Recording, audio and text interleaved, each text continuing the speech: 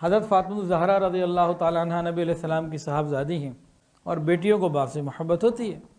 سب سے چھوٹی بیٹی تھی، چوتھے نمبر کی، تو بڑی محبت کرتی تھی اور نبی علیہ السلام کے مزاج کو، شریعت کے مزاج کو سمجھتی تھیں۔ دربار رسالت لگا ہوا ہے، رسول اللہ صلی اللہ علیہ وسلم نے صحابہ کرام سے پوچھا کہ بہترین عورت کون سی ہے؟ تو مختلف رائے آئیں، کوئی نہ کوئی بات آئی۔ حضرت علی رضی اللہ تعالیٰ عنہ انہوں نے سوچا کہ میں فاطمہ سے ہی پوچھ کے آتا ہوں، تو وہ گئے اور جا کے بی بی فاطمہ سے پوچھا۔ خاتون جنت نے بہترین عورت کی تعریف کیا کی؟ جو خود بھی کسی غیر محرم کو نہ دیکھے، نہ کوئی غیر محرم اسے دیکھے۔ حضرت علی رضی اللہ تعالیٰ عنہ اس جواب کو لے کے دربار رسالت میں حاضر ہوئے اور عرض کیا، یا رسول اللہ، بہترین عورت وہ ہے جو کسی غیر محرم کو نہ دیکھے، نہ کوئی غیر محرم اسے دیکھے۔ اور بتا بھی دیا کہ فاطمہ نے یہ جواب دیا ہے، تو رسول اللہ صلی اللہ علیہ وسلم خوش ہوئے اور فرمایا کہ وہ تو میرے جگر کا ٹکڑا ہے۔ اب اس واقعے کے اوپر ہم غور تو کریں نا، اور اپنے حالات پہ بھی غور کریں کہ ہمارے گھروں میں کیا ہے۔ پہلی کا چاند دیکھ کے دعا مانگنا یہ سنت ہے، مستحب عمل ہے۔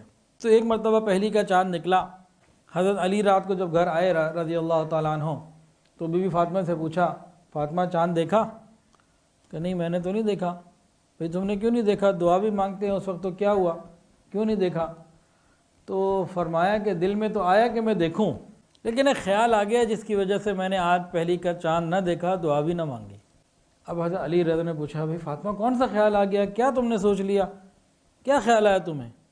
حضرت فاطمہ الزہرا رضی اللہ عنہ نے فرمایا کہ بس یہ خیال آ گیا تھا کہ اس وقت میں چاند کو دیکھوں گی، اور چونکہ چاند دیکھنا ایک مبارک عمل ہے، پہلی کا چاند دیکھنا سنت ہے اور دعائیں لوگ مانگتے ہیں، تو میں نے دیکھا کہ اور بھی لوگ اس کو دیکھ رہے ہوں گے، تو ایسا نہ ہو کہ میری نگاہیں چاند کے اوپر اور وہ غیر محرم کی نگاہوں سے جمع ہو جائیں، اس لیے میں نے نہیں دیکھا۔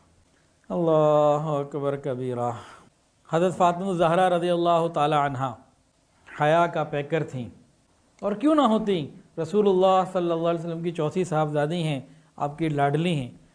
زندگی بھر پردے کے ساتھ زندگی گزاری۔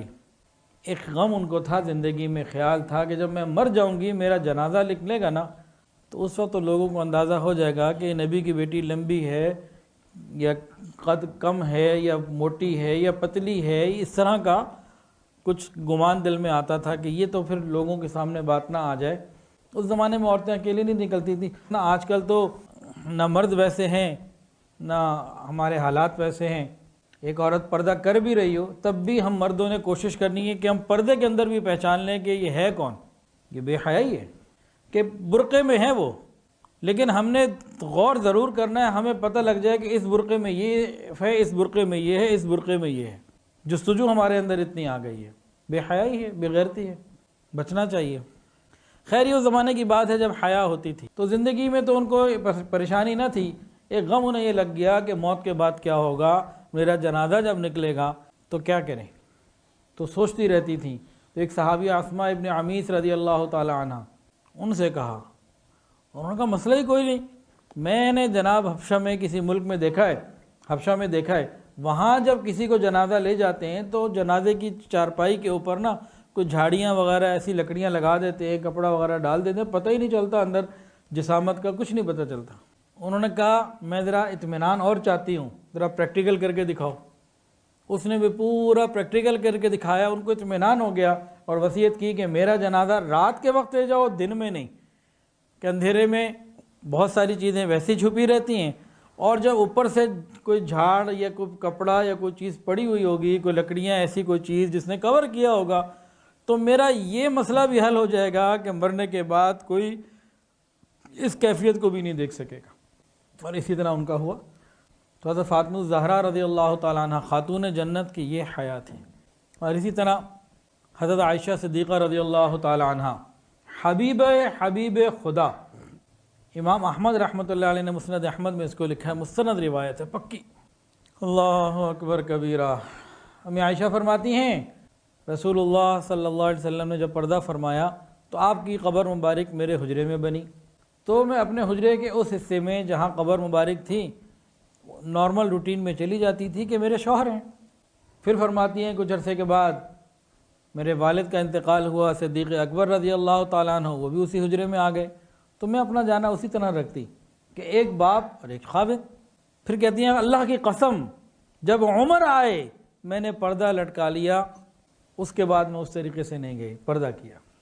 تو ان کی تو ترتیب یہ ہو کہ وہ قبر والوں سے بھی پردے کی فکر کریں اور ہم پردہ کرنا ہی مصیبت سمجھیں، عیب لگے، بوجھ لگے، آؤٹ آف فیشن لگے، دقیہ نوسی لگے، بیکورڈ لگے، اور کون کون سے جملے ہیں پتہ نہیں۔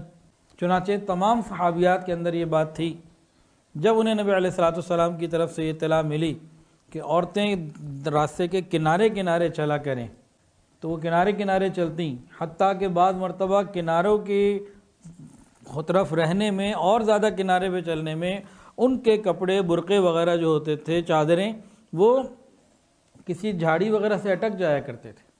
عورتوں کے لیے یہ ہے کہ بیچ میں نہ چلیں، سائڈ پہ چلیں، لیکن یہ اس زمانے کی باتیں ہیں جب حیا عام تھی۔